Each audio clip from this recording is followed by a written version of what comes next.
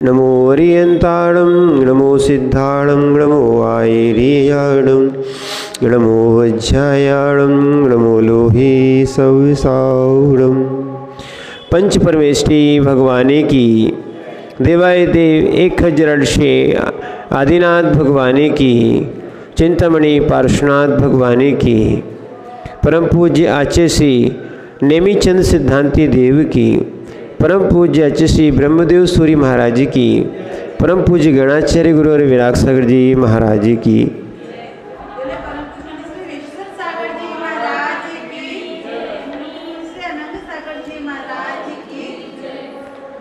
वो चेतन आत्मा हो। आचार्य भगवान नेमीचंद सिद्धांती देव ने यहाँ पर काल द्रव्य की व्याख्या की थी। उसके बाद पंच जो अस्थिकाय होते हैं उनके बारे में बताया, और उन्हीं के बारे में अभी चल रहा था कि संज्ञा लक्षण प्रयोजन, क्या था? संज्ञा लक्षण प्रयोजन, इसके कारण ही भेद होता है, बाकी भेद द्रव्य में नहीं होता है। संज्ञा लक्षण प्रयोजन के कारण ही हम वस्तु में भेद कर पाते हैं। जैसे गुण और गुणी, गन्ना गुणी है, उसमें मीठा गुण है, गन्ना क्या है? गुणी है, उसमें मीठा क्या है? गुण है। और आपको बता ही दिया था गुण का कोई गुण नहीं होता है। द्रव्याश्रया निर्गुणा गुणा, द्रव्य के आश्रय से रहता है गुण, पर गुण का कभी गुण नहीं होता है। इसीलिए यहाँ पर वो लक्षण लिखा गया था। पर ध्यान रखना, गुण और गुणी, ऐसी आत्मा गुणी है। आत्मा का गुण क्या है? चेतना, ज्ञान, दर्शन, ये सब क्या है? आत्मा के ही गुण है। ठीक है ना। अब संज्ञा लक्षण प्रयोजन की अपेक्षा से भेद किए। आत्मा वैसे अभेद है, आत्मा में कोई भेद नहीं है, फिर भी ये भेद किए जाते हैं। किसकी अपेक्षा से? संज्ञा लक्षण प्रयोजन की अपेक्षा से भेद किए जाते हैं। तो कई लोग जो दर्शन वाले हैं, वस्तु सामने देखते हैं, क्या है? वस्तु सामने दिखती है, वो पर्याय दिखती है। वो द्रव्य की क्या दिखती है? अभी अपनी कौन सी पर्याय है? अभी कौन सी पर्याय है? अभी कौन सी पर्याय है? अरे सीधा बोलो ना, मनुष्य पर्याय है। कोई त्रिंच पर्याय है क्या? कौन सी पर्याय है? मनुष्य पर्याय है। ये किसकी पर्याय है? जीव की है। जीव की क्या हो गई? जीव की क्या हो गई? बर मनुष्य पर्याय में दिख क्या रहा? दिख क्या रहा है अभी आंखों से? पर्याय दिख रही है कि जीव दिख रहा है? क्या दिख रही है? कई लोग पर्याय भर मानते हैं, द्रव्य नहीं मानते, या कई लोग उस सामान्य इसे पर्याय को ही द्रव्य मान बैठते हैं। ये इसी कारण से लोग भटकते हैं। क्या है? वो लोग सोचते हैं ये मनुष्य नष्ट हो जाएगा तो मरण हो जाएगा तो नष्ट हो जाएगा। कई लोग क्या मानते हैं? जैसे ही जीव मरण को प्राप्त होता है, उसका पुण्य पाप अस्तित्व सब समाप्त।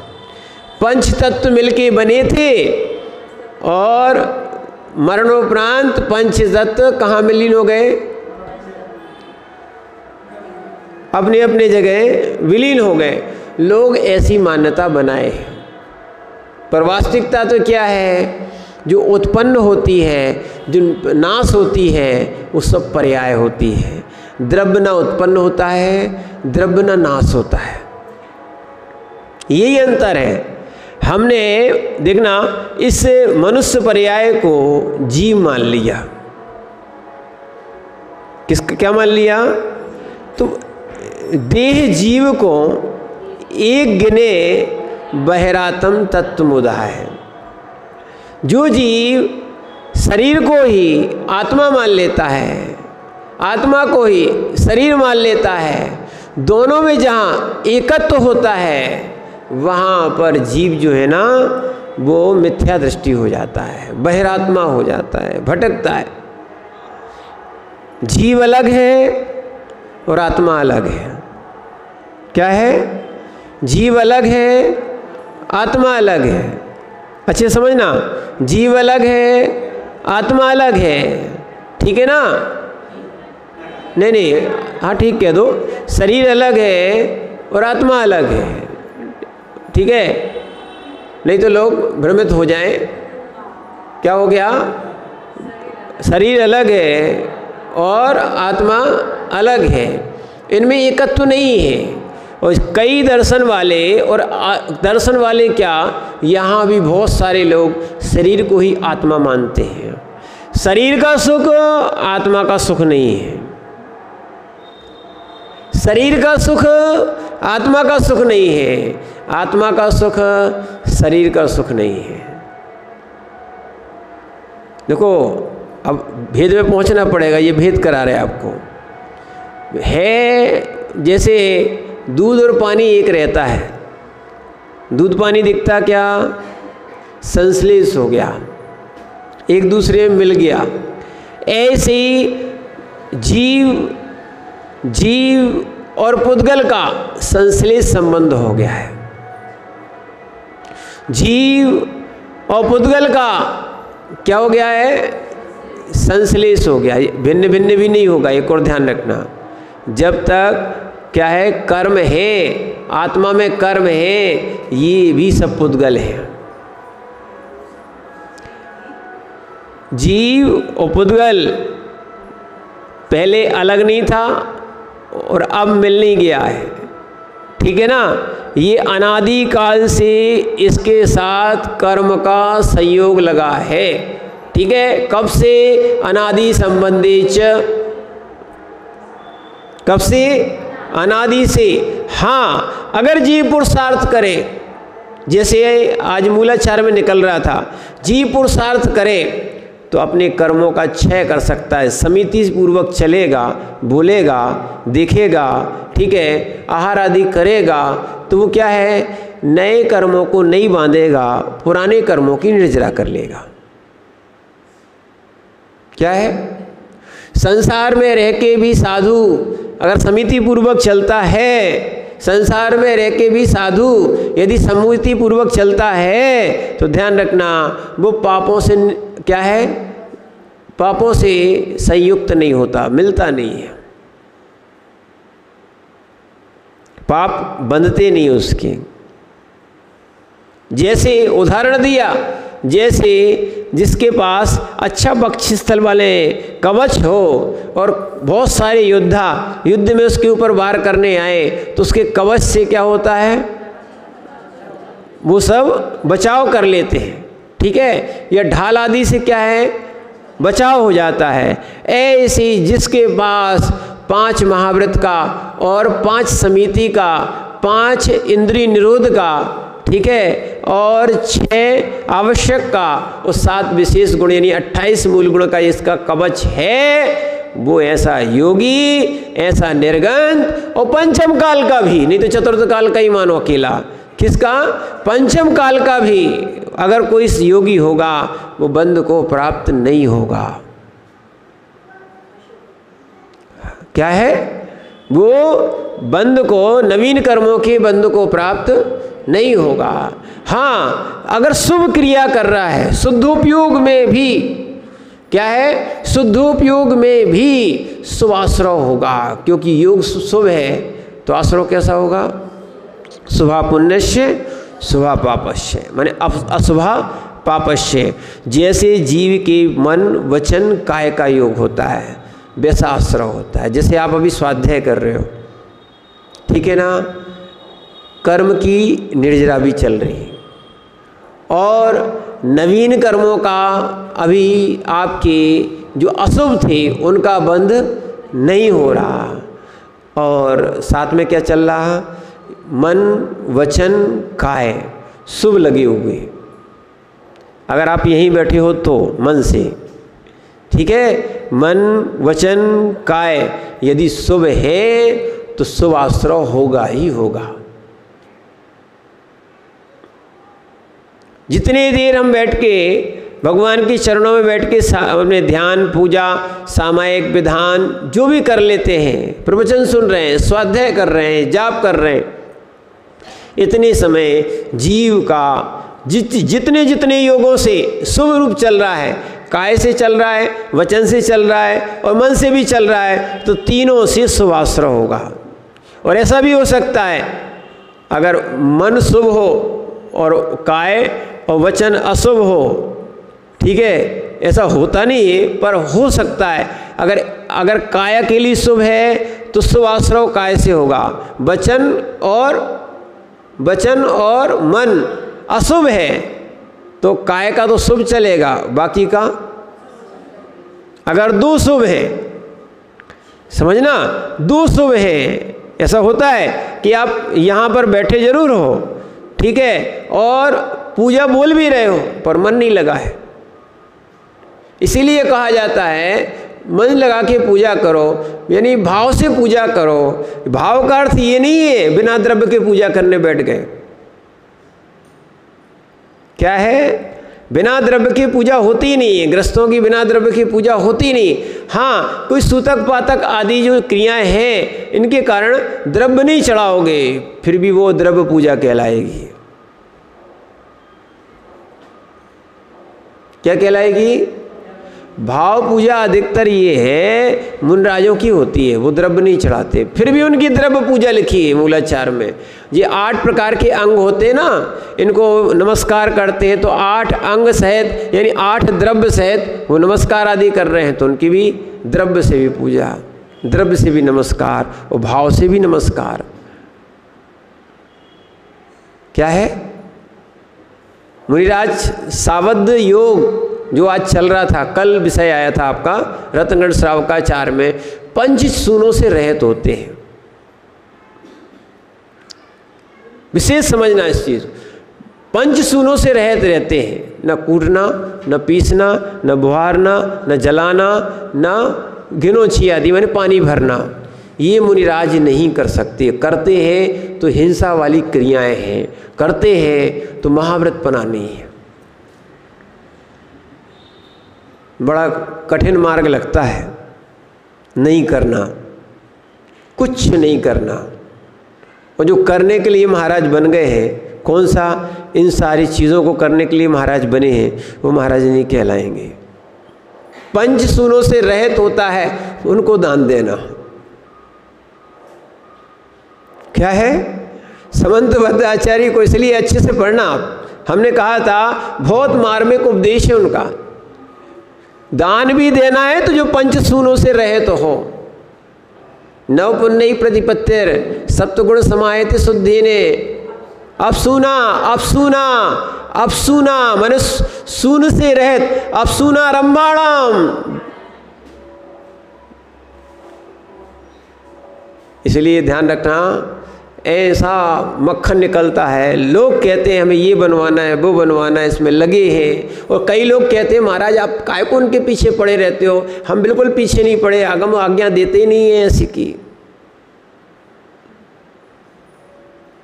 क्या है? सत्यार्थ यही है, उसको सत्य समझते नहीं है लोग।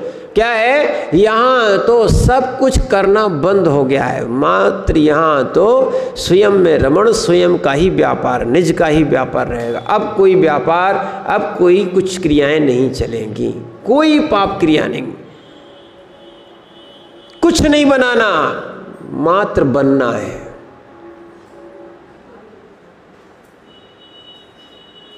क्या है? मंदिर तो तुम भी बना सकते हो,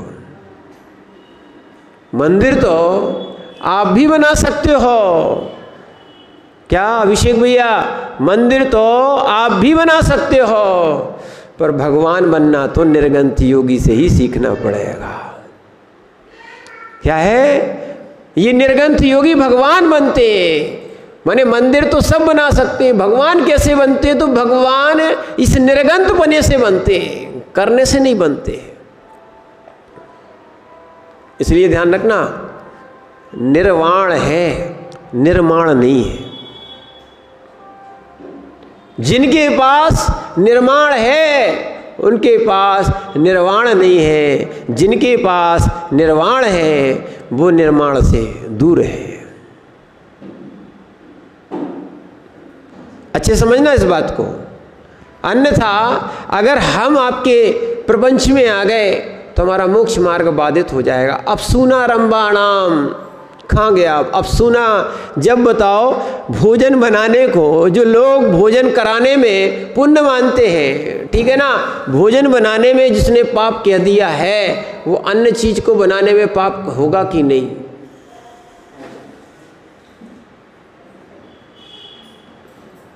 बताओ कौन सा छना पानी लग रहा है, खान से पत्थर निकाला जाता है, मिट्टी खोदी जाती है, बहुत से काम, यहाँ तक कि श्रावकों को भी जो बहुहिंसक काम है, बहुहिंसक व्यापार है, इनके लिए भी निषेध किया गया। ईंट का भट्टा नहीं लगाना, क्यों? हिंसा होती है तो ईंट का भट्टा तो नहीं लगा सकते, तो ईंटों का ढेर लगा लो, कुछ नहीं कर सकते। जो करना था तुम्हें ग्रस्त अवस्था में करते रहते। ये पाप आरंभ की क्रियाएं क्या है? यहाँ तक कि माताजियों को भी बोल दिया है कि बच्चों को खिला नहीं सकती, धात्री दोष है। मुनिराज को भी कह दिया, ऐसा नहीं है कि वो आहार करा दे, महाराज जी हमारे बच्चों को आप संभाल लो, आप पढ़ाते रहना, लिखाते रहना। तो ये भी ध्यान रखना, कभी मूलाचार पढ़ेंगे, देखो मूलाचार ना बदल सकते हो ना बदलेगा, किसी भी गुरु से मूलाचार नहीं बदलता। मूलाचार के अनुसार गुरु चलते हैं और अपने शिष्यों को चलाते हैं। लिखा है पंचाचार का पालन करते हैं और अपने शिष्यों को कराते हैं, वो आचार्य परमेष्ठी। समझना, सत्यार्थ को सुनना भी आवश्यक है। क्या है? नहीं तो ये सारी क्रियाएं से रहित जब तक नहीं होंगे तब तक उनको ये जगत का व्यापार, प्रपंच बंद नहीं होगा तो निज का व्यापार चालू नहीं होगा। शरीर की क्रिया भिन्न है, आत्मा की क्रिया भिन्न है। क्या है? शरीर का परिणमन भिन्न है, आत्मा का परिणमन भिन्न है। शरीर का चतुष्टय भिन्न है, आत्मा का चतुष्टय भिन्न है। ठीक है ना? शरीर पुद्गल है, आत्मा चेतन है। शरीर क्या है? अचेतन है, आत्मा चेतन है। इसीलिए दोनों का परिणमन, दोनों का स्वभाव भिन्न भिन्न है। क्या है? दोनों का स्वभाव भिन्न भिन्न है।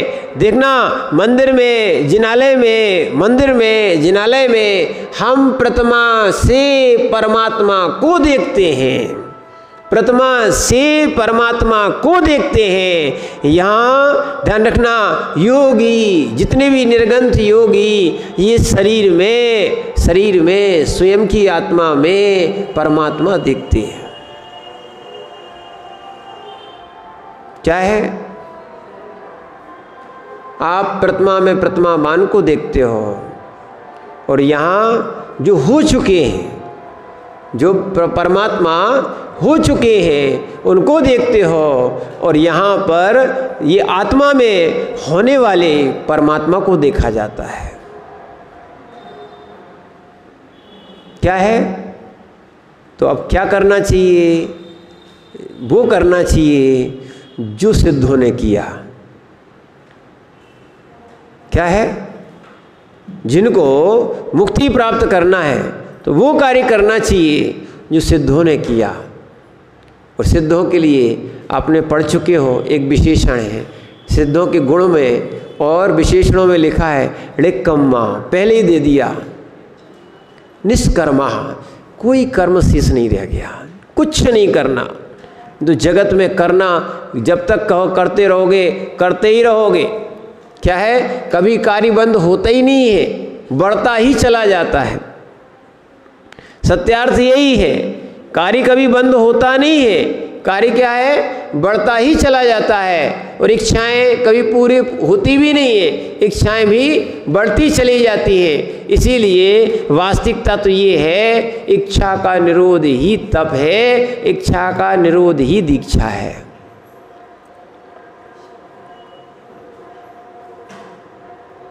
इच्छा का निरोध, मन वचन काय का निरोध। समझना, लोगों को नहीं आता है समझ में। बहुत बिरले जीव होते हैं जो इस अध्यात्म के अंदर तक प्रवेश करते हैं। क्या है? बनाना तो दुनिया जानती है, बनना बिरले ही जानते हैं। क्या है? बनना बिरले ही जानते हैं, और वो भी भगवान बनना बिरले ही जानते हैं। क्या है? इसीलिए बस इतना है, जब तक आप ग्रस्त हो खूब बनाते रहो भगवान, और जिस दिन आप निर्गंत बन जाओगे फिर बनाना नहीं, बनना है। क्या करना है? क्योंकि इसी में उत्पाद, इसी में व्यय होगा। यहाँ द्रव्य से भिन्न नहीं जाएगा, ये विषय चल रहा है अभी। इसी में उत्पाद, इसी में व्यय होगा। तो अब यहाँ पर आचार्य महाराज ने बताया था कि शुद्ध जीवास्तिकाय में कौन सा सिद्धत्व लक्षण शुद्ध द्रव्यंजन पर्याय है। जो सिद्धत्व लक्षण है जीव का, वो शुद्ध द्रव्य व्यंजन पर्याय है। इसमें व्यंजन क्यों कहा?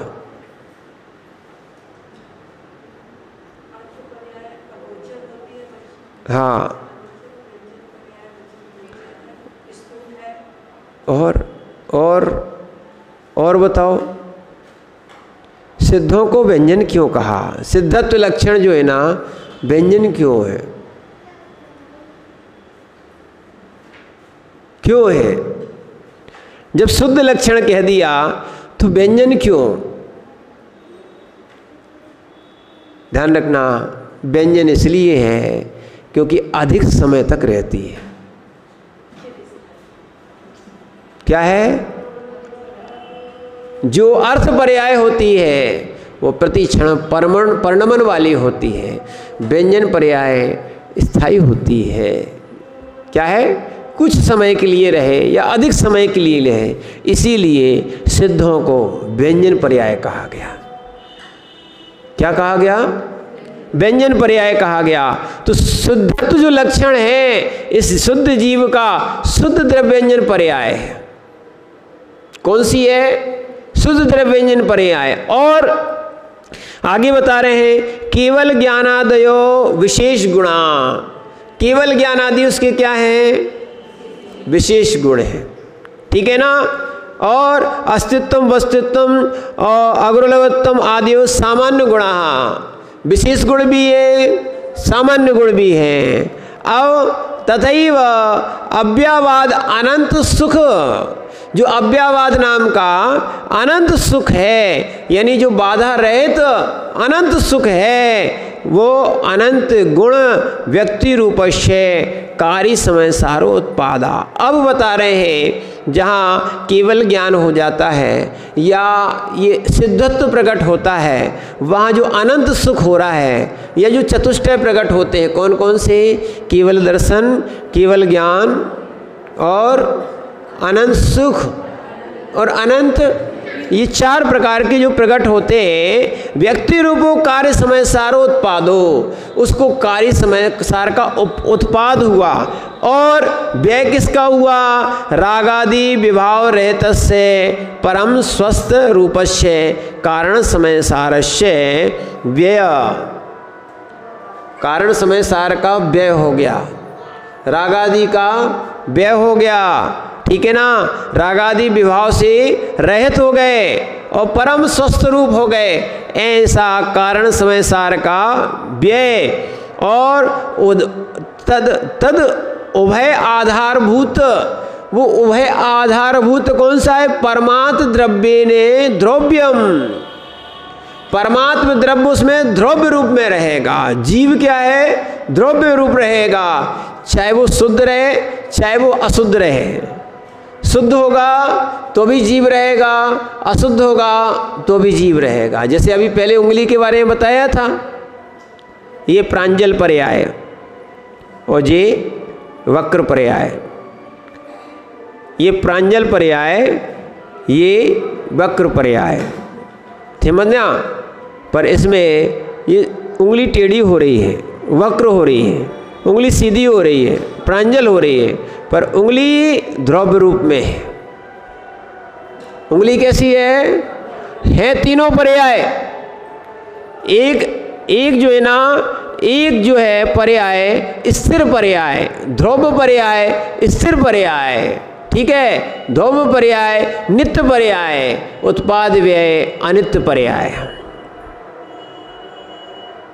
पर्याय दो प्रकार की, नित्य पर्याय, अनित्य पर्याय। ध्रुव पर्याय, नित्य पर्याय।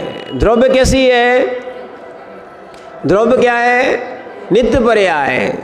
उत्पाद व्यय, अनित्य पर्याय। देखो अभी मनुष्य में चल रही है अपनी, अभी मनुष्य ध्रुव पर्याय, मनुष्य बना ध्रुव पर्याय। जो बालकपना था, युवापना था और वृद्धपना है, ये सब प्रति क्षण जो परिणमन चल रहा है, ये चल रहा अनित्य पर्याय। प्रति समय परिणमन हो रहा है। जो हमारे भाव भी बदलते हैं ना, बिना परिणमन के बदलते ही नहीं है। शुभ भावों का उत्पाद, अशुभ भावों का व्यय, या अशुभ भावों का उत्पाद, शुभ भावों का व्यय। क्या है? शरीर का परिणमन हम नहीं रोक सकते, पर परिणामों का परिणमन हम जरूर रोक सकते हैं।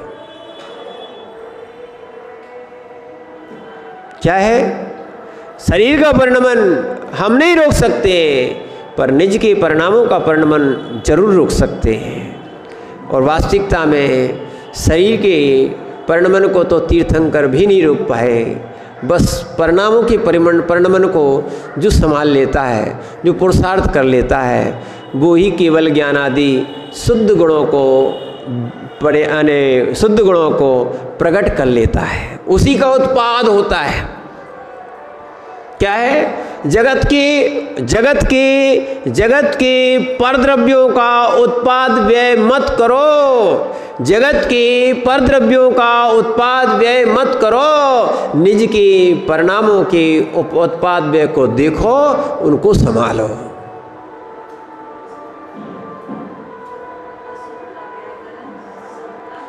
समझना, ये सब हो सकता है। और लोग कहें अब अशुभ जाता नहीं है, हम कहते बिल्कुल ठीक, अशुभ जाता नहीं है, अच्छी बात है। आप तो शुभ में लग जाओ, अशुभ अपने आप चला जाए। अशुभादो विड़वित्ति सुही प्रवृत्ति जान चारितम, या सीधा सीधा है, तुम शुभ में लग जाओगे, अशुभ अपने आप छूट गया।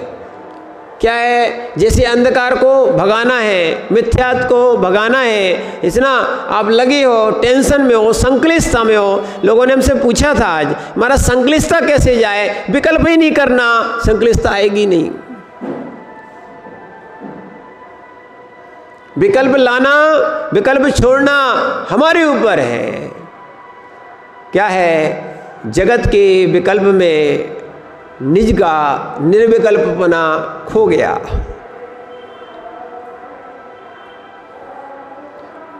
जगत के विकल्प में क्या है? स्वयं का विकल्पपना, निर्विकल्पपना खो गया। क्या है? और जगत की संक्लिष्टता में, जगत की संक्लिष्टता में, समझना, जगत की संक्लिष्टता में हम अपने विशुद्ध भावों का घात कर रहे हैं, शुभ भावों का घात कर रहे हैं। अपनी विशुद्धि का हनन हम स्वयं कर रहे हैं। हम चाहें तो आनंद से विशुद्ध रह सकते हैं। क्या है? प्रसन्न रह सकते हैं। और आनंद में रहेंगे तो क्या होगा? क्या रहेगा? कोई कर्माश्रव विशेष नहीं होगा, अशुभ तो नहीं होगा।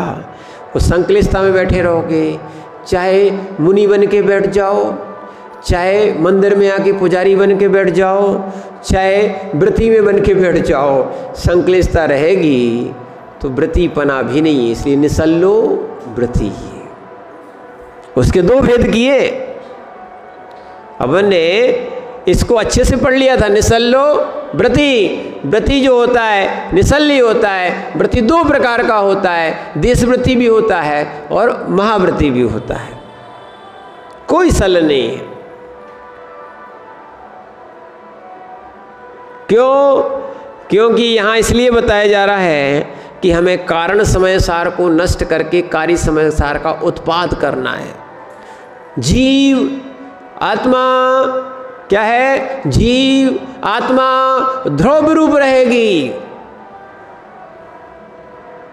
क्या है? इसीलिए आप सिद्ध में जाओगे तो भी जीव कहलाओगे, संसार में घूमोगे तो भी जीव कहलाओगे। बस अंतर इतना है, यहाँ दुख उठाओगे वहाँ अव्ययवाद सुख मिलेगा,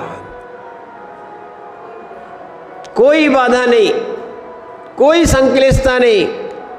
क्या है? और यहाँ ये पर्याय का छोटा बड़ापना, धन का छोटा बड़ापना, क्या है, और भी जाति का छोटा बड़ापना, ये सब कुछ नहीं है। आत्मा सबकी बराबर है। चाहे वो दीक्षा का छोटा बड़ापना दिखता है, और जो सिद्ध बन जाता है वहाँ आत्मा कोई छोटी बड़ी नहीं। कि भगवान ऋषभदेव भगवान की आत्मा बहुत बड़ी है या बहुत बड़े गुण हैं उनमें, और जो समझना, और जो महावीर स्वामी है तो वो क्या है? अवगाहना भी छोटी थी, वो बाद में हुए तो वो छोटे कहलाए। नहीं, ये भी हमने संज्ञा, लक्षण, प्रयोजन की अपेक्षा से भेद किया है। बाकी उनमें कोई भेद, गुणों में केवली के गुणों में कोई भेद नहीं है। जैसे चाहे शुद्ध सोना पुराना हो, चाहे शुद्ध सोना नया हो, सोने अपेक्षा कोई भेद। चाहे आपके राजा के ज़माने का रखा हो हीरा, और चाहे अभी निकला हो खदान से हीरा, काल भेद हो सकता है, पर हीरे के गुण में भेद नहीं है। गुण में भेद हो गया तो हीरा ही नहीं कहोगे, समझना। इसीलिए यहाँ ध्रुव रूप में देखे जाएंगे तो वो जीव कौन सा रहेगा? उत्पाद व्यय किसमें हुआ? किसमें? यहाँ पर उत्पाद व्यय पर्यायों में हुआ, परिणामों में हुआ। ठीक है, परिणाम कहो पर्याय कहो एक ही बात है।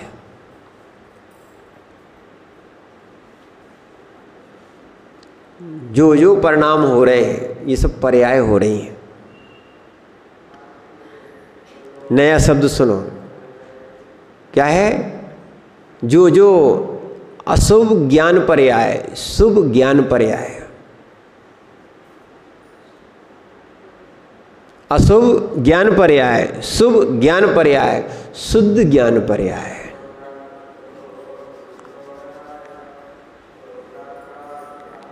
क्या है? जैसे जैसे अशुद्ध हटेगा, क्या है? शुभ आएगा, शुभ हटेगा, अशुभ हटेगा, शुद्ध आएगा। उपयोग अशुद्ध उपयोग, कैसा? अशुद्ध उपयोग। ठीक है, वो दो प्रकार का है। कौन सा है? अशुभ रूप भी है, शुभ रूप भी है। वैसे तो शुद्ध उपयोग भिन्न ही है। और शुद्ध उपयोग का फल केवल ज्ञान, इस टीका में आने वाला है आगे चल के। शुद्ध उपयोग का फल केवल ज्ञान है। तो इसीलिए यहाँ पर बता रहे हैं द्रव्यम इति उच्च लक्षण गुण पर्याय उत्पाद व्यय द्रव्यश्च। ये सब क्या हो गया? क्या हो गया? ये लक्षण जो बताया है यहाँ पर द्रव्य में उत्पाद व्यय और द्रव्यपना। ठीक है ना? से मुक्ता अवस्थायाम, जो मुक्त अवस्था में संज्ञा लक्षण प्रयोजन आदि भेदेपि, यहाँ भी जब शुद्ध अवस्था आती है, मुक्त अवस्था आती है, सिद्ध अवस्था आती है, यहाँ अब कौन सा भेद करोगे? सिद्धों में कौन सा भेद करोगे? ठीक है ना। तो संज्ञा से, लक्षण से, प्रयोजन से भेद करोगे। सत्ता रूपेणे प्रदेश रूपेणे चा भेदो नास्ति। सत्ता की अपेक्षा, अभी हम आपसे इसलिए कह रहे थे, हीरे में पुराने अपेक्षा, नए अपेक्षा, ठीक है, इतना आप समय भेद कर सकते हो, गुण अपेक्षा कोई भेद नहीं है। इसीलिए कह रहे हैं सत्ता अपेक्षा प्रदेश रूपेणे, प्रदेश अपेक्षा क्या है? सिद्धों में या शुद्धों में या मुक्त आत्मा में या कोई भेद नहीं है।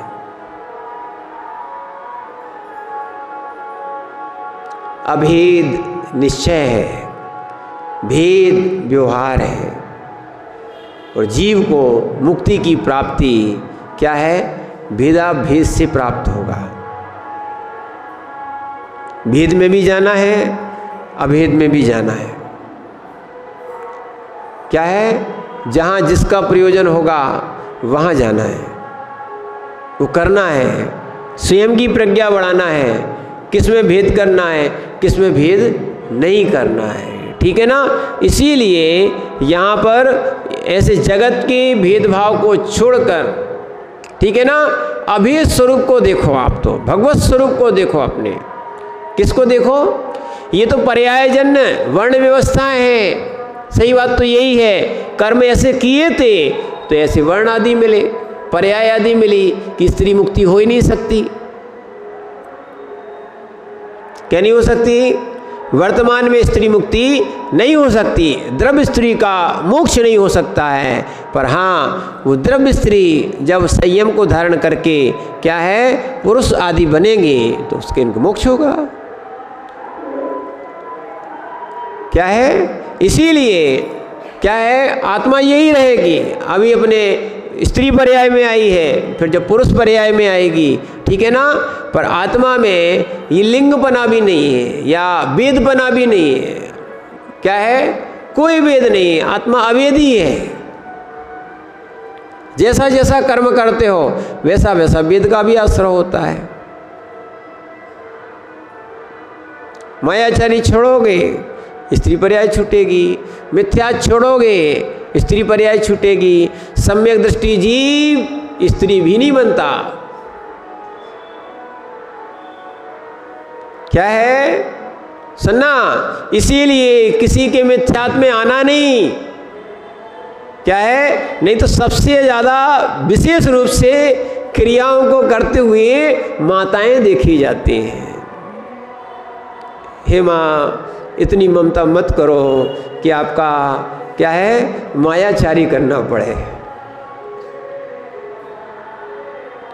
वास्तविकता में सब कर्मों में सबसे बड़ा कर्म कोई है तो ममता। कौन सा कर्म? माँ का कर्म। माँ का कर्म सबसे बड़ा है। माँ यानी ममता का कर्म सबसे बड़ा है। जब तक निर्मोह दशा नहीं होगी, क्या है, वस्तुओं का संयोग नहीं छूटता। जब तक संयोग नहीं छूटता तब तक विकल्प नहीं छूटता। जब तक विकल्प नहीं छूटता तब तक शुद्ध अवस्था प्रकट नहीं होती है।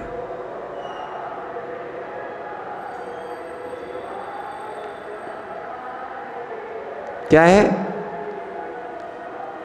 ये चीज़ें जगत के कोने कोने तक जाना चाहिए। लोग सत्य स्वरूप को समझे,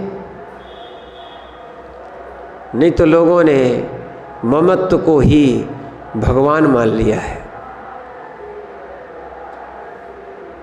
क्या है? ममता वाले गीत गाए जाते हैं और ममता का ही मार्ग दिखाया जाता है, जबकि ममता का मार्ग नहीं है। मोक्ष मार्ग समता का मार्ग है। क्या है? समता का मार्ग है, समत्व का मार्ग है। कौन सा है? समत्व। समभाव को समत्व कहते हैं। क्या है? समभाव को समत्व कहते हैं।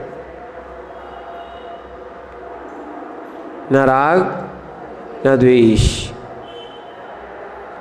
यही इस जीव की शुद्ध सत्ता है। क्या है?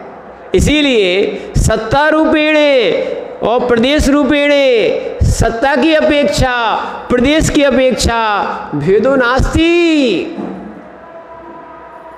मुक्त अवस्था में सत्ता की अपेक्षा और यहाँ पर प्रदेश की अपेक्षा कोई भेद नहीं है, आनंद है। क्या है? अपन को लगता है कि ये छोटे बाबा हैं, वे बड़े बाबा हैं, ये छोटी मूर्ति है, ये बड़ी मूर्ति है। क्या है? गुणों में तो सब एकता है। इसलिए हम आपसे कह रहे हैं हर भगवान में परमात्मा देखो, हर भगवान में परमात्मा देखो। यहाँ तो हर भगवान में परमात्मा देखने की बात कही जाती है, फिर और अच्छी कहते हैं प्रत्येक जीव में भी परमात्मा देखो। सब प्रत्येक जीव, सारे जीव भगवान आत्मा है। थोड़ी दया कर लो करे। आलू में भी आत्मा है, परमात्मा है, उनको कुकर में उबाल के मत खाया करो, नहीं तो उनकी तो बना दी चटनी। क्या है? उनकी बना दी सब, और उन परमात्मा स्वरूप को जीव समझ नहीं पाता है। क्या है? और जब तक ये जीव परमात्मा स्वरूप को नहीं जानेगा तब तक जीव का कल्याण संभव नहीं है। इसीलिए ध्यान रखना, आकार में भेद हो सकता है, संज्ञा लक्षण प्रयोजन में भेद हो सकता है। किसमें? संज्ञा लक्षण प्रयोजन की अपेक्षा भेद हो सकता है, पर वास्तविकता में परमात्मा में कोई भेद नहीं है। क्या है? परमात्मा में कोई भेद नहीं है। ऐसी जीव के अंदर जितनी आत्माएं हैं, आत्मा के प्रदेशों में कोई भेद नहीं है। क्या है? अगर पहले जन्म ले लिया तो बड़े कहलाने लगे, बाद में जन्म ले लिया तो छोटे कहलाने लगे। ये छोटे और बड़े का काल भेद हो सकता है, आयु भेद हो सकती है, पर वास्तविकता में आत्मा तो सब बराबर है। अभेद की दृष्टि से देखोगे तो किसको देखना है? जब तक जगत के प्रपंच दिखते रहेंगे नहीं दिखेगा सत्स्वरूप। क्या है? पज्जय मूढ़ा पर समया। नहीं आया अभी तक आप लोग समझ में। क्या है? कभी पढ़ो इन अध्यात्म ग्रंथों को। पज्जय मूढ़ा पर समया, पज्जय माने पर्याय से मूढ़ जो है वो पर समय है, और पर समय मोक्ष मार्गी कैसे?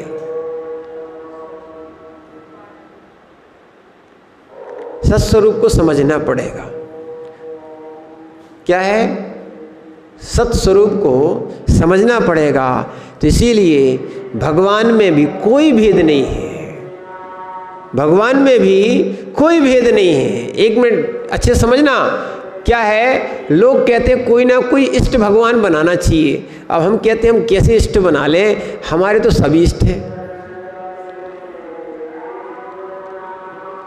सत्य ये बताएं, जब शांतिनाथ भगवान के पास जाते तो वो भी इष्ट लगते, पार्श्वनाथ लगते तो वो भी इष्ट लगते, नेमिनाथ के पास जाते वे भी इष्ट लगते, आदिनाथ स्वामी के पास जाते तो वे भी इष्ट लगते। अब बताओ हम एक को इष्ट बना के बाकी को अनिष्ट कैसे बनाएं?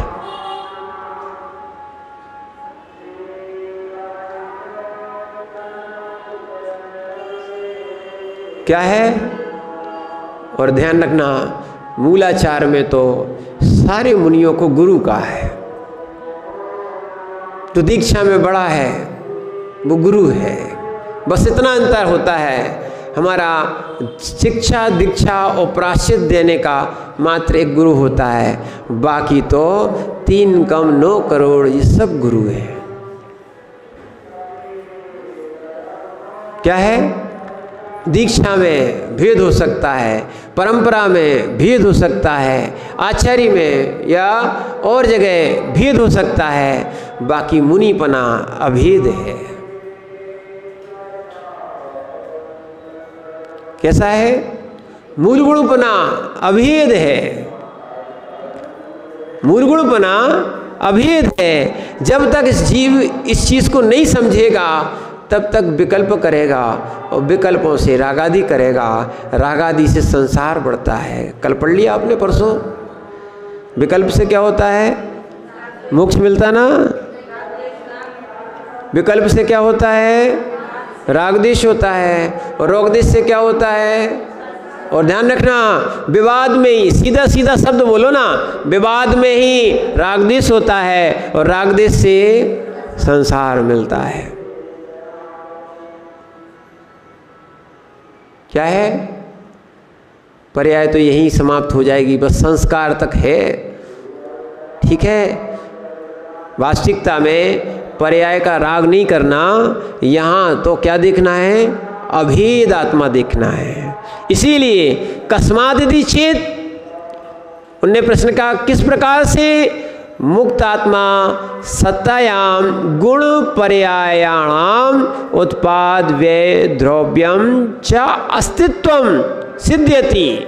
इससे क्या हो गया? मुक्त आत्मा में सत्ता की अपेक्षा गुण पर्याय में उत्पाद व्यय द्रव्य का अस्तित्व है, सिद्ध्यति, सिद्ध होता है। और गुण पर्याय उत्पाद व्यय द्रव्यम सत्ता याश्च मुक्त आत्मा अस्तित्वम सिद्ध्यति परस्पर साधित सिद्धत्वाद इति। इसीलिए यहाँ भी सिद्धों में भी उत्पाद व्यय द्रव्य चलता है। कैसे चलता है? जो भगवान को नए नए आनंद की अनुभूति हो रही, अनंत सुख उनमें है ना, क्योंकि पुराना सुख व्यय, नए सुख का उत्पाद। ठीक है ना? आत्मा वही शुद्धात्मा परमात्मा वही रहेगी, इसीलिए द्रव्य बना, उनमें भी उत्पाद व्यय द्रव्य चल रहा है। क्या चल रहा है? ध्यान रखना, वैसे सर्वज्ञ हैं भगवान। कैसे हैं? जिनको सब दिख रहा है, उनकी नई नई पर्याय आ रही हैं, जा रही हैं। वास्तविकता में जगत को सर्वज्ञ दिखता है, ये व्यवहार में कहा जाता है। भगवान तो आत्मज्ञ है। क्या है? दिख रहा है, देखना नहीं चाहते, इच्छा ही नहीं है। अभिषेक भैया, आपका मन है, पर भगवान तो बिना मन के हैं, असंगी भी नहीं कह सकते। कई लोग कहें भगवान सुनते ही नहीं है। ठीक है, भगवान तो कान ही नहीं है। भगवान के कान होते? बोले मूर्ति में तो देखे, अरे वो तो अरंत में देखे। वास्तविकता में जो सिद्ध हैं उनके कभी कान देखे? वो होते नहीं है, अशरीरी आत्मा है। जब शरीर ही नहीं है तो कान नहीं है, और शरीर जिनका होता है उन्हें इंद्रिय होती है। जब इंद्रिय ही नहीं है, भगवान तो अतीन्द्रिय आनंद को लेने वाले हैं।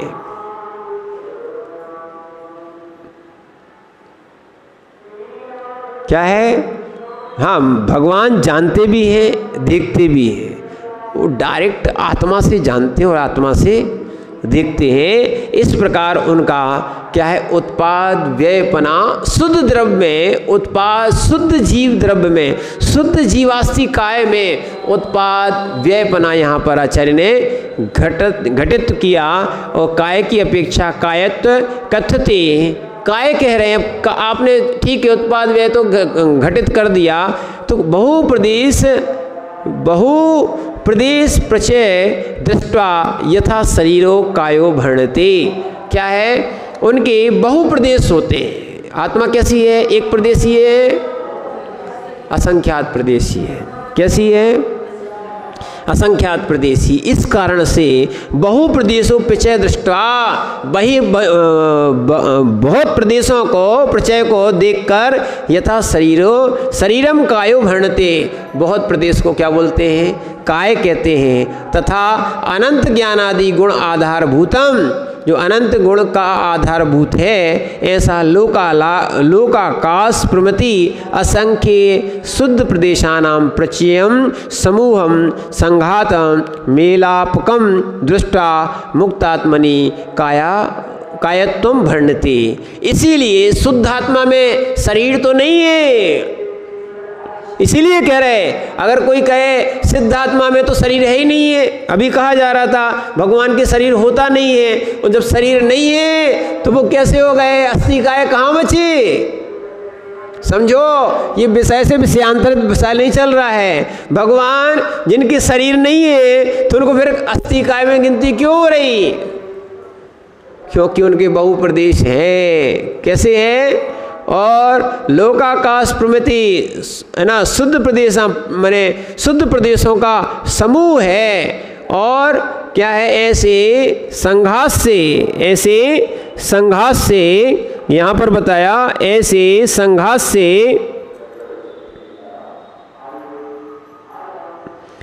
उसी प्रकार अनंत ज्ञान आदि आधारभूत जो लोकाकाश के प्रमाण प्रदेश शुद्ध प्रदेश है, उनका समूह और संघात अथवा मेल को देखकर, उनका संयोग को देखकर मुक्त जीव में भी कायत्व का व्यवहार का कथन होता है, ऐसा समझना चाहिए।